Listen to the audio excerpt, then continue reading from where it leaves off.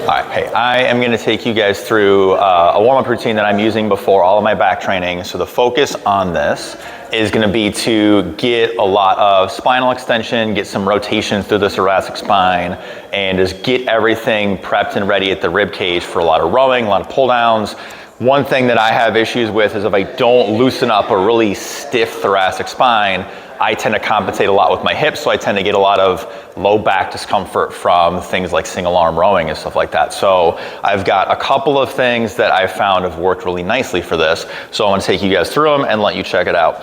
So the first one, we're going to get down onto a foam roller. I've got a kettlebell with a little bit of weight to it. It's only about 15 pounds, so I don't need to go crazy.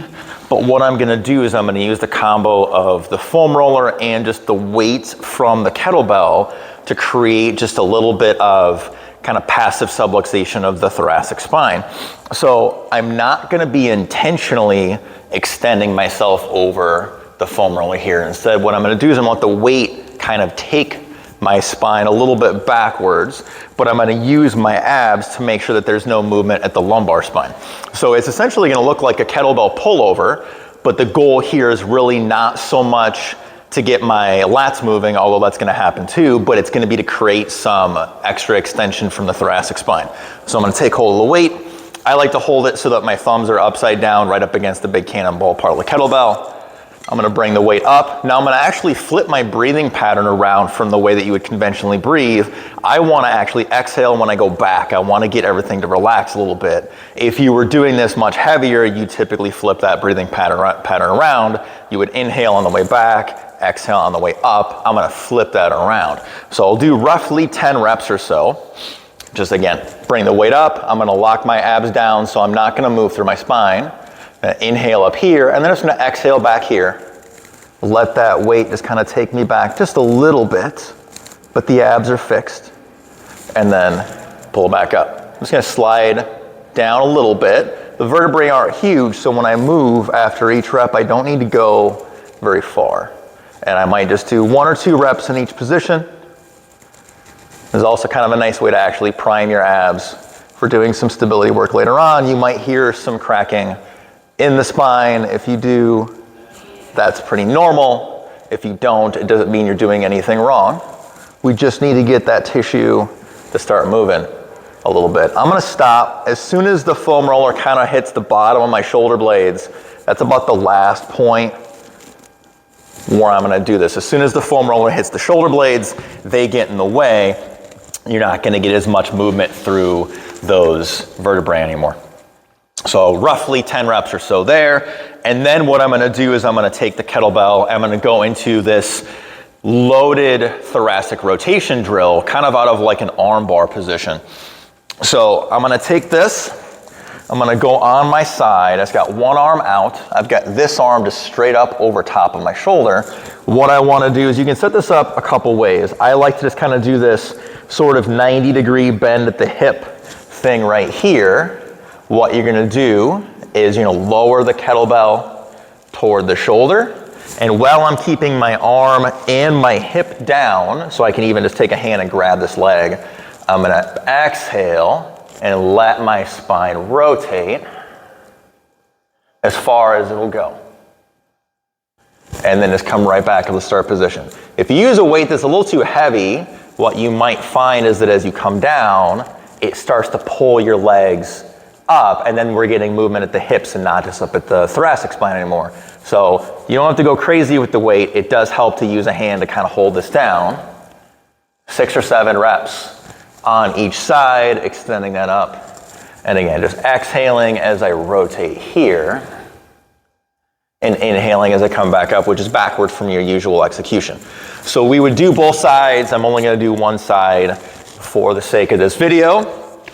And then, so I've gotten some rotation one way, and then I want to get a little bit of rotation the other way. So the last rotational drill I'm going to do here is just a basic thread the needle kind of a setup. I'm going to use the foam roller just because I kind of like doing it this way. So if you set up on all fours on either side of the foam roller, you'll just take your other hand. I'm going to come across, just put my wrist on the foam roller with the palm up, And then what I'm gonna do is, again, I'm gonna fix my abs because the goal is not to start moving at the hips or at the low back. I wanna rotate up from my ribs. So I'm gonna set myself in like a low intensity, kind of a plank position. I'm not bracing ridiculously hard, but I'm bracing a little bit. And then I'm just gonna inhale and then exhale and just push as far as I can get. Now once I hit that end range, I'm gonna stay there, inhale again, and exhale, and just kind of keep pushing. I'm gonna do about 6 or 7 reps again. I'm just trying to get a little further if I can. Secondary opening up. So if you get some kind of gummy tissue in the back of the body, besides just getting the spine moving, we're opening up some of that.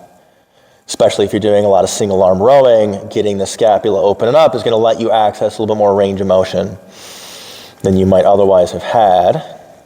So again, 6, 7 reps. I just want to go until I feel like it's not actually moving very much anymore, and then I'll switch and do the other side. So that's the big thoracic stuff. Now, one thing I also like to do is incorporate some rotator cuff stuff before the back work. So the lats are both an internal rotator and an external rotator depending on what position you're pulling out of. So if you're using a wider variety of rowing and pull down movements, at times the lats might need to serve both functions. So I'm gonna use just a piece of PVC pipe, and we're gonna do just a little bit of PNF stretching. And if you've never done PNF stretching, it's basically just contracting a muscle into like an end range position and trying to progressively go a little further each time. So what I'm gonna do, I'm grabbing the PVC here, and then I'm just gonna kind of come underneath and grab it here. So I've got my arm into like an externally rotated position. So I'm holding this on both ends. The first thing I'm gonna do is I'm using my bottom hand. I'm gonna try to walk you guys through it because it can be a little tougher to see. So I've got my bottom hand down here. I'm gonna use this to gently pull myself into a little bit of external rotation because I want to be able to get back here. I'm just going to hold this maybe like 10 seconds. And then after about 10 seconds, what I'm going to do is I'm going to but I'm going to not let the PVC move. So it's an isometric contraction. So I'm now pulling it almost like I'm throwing a baseball. Again, it's pushing in for a count of 10. And my bottom hand is stopping the PVC from moving. So I'm internally rotating from a more externally rotated position. And then I'll relax. I'll use the PVC to pull myself a little further. Hold that for about 10 seconds. And then just keep pushing and just kind of going back and forth. Find a new end range, then contract in it, then find a new end range, then contract in it.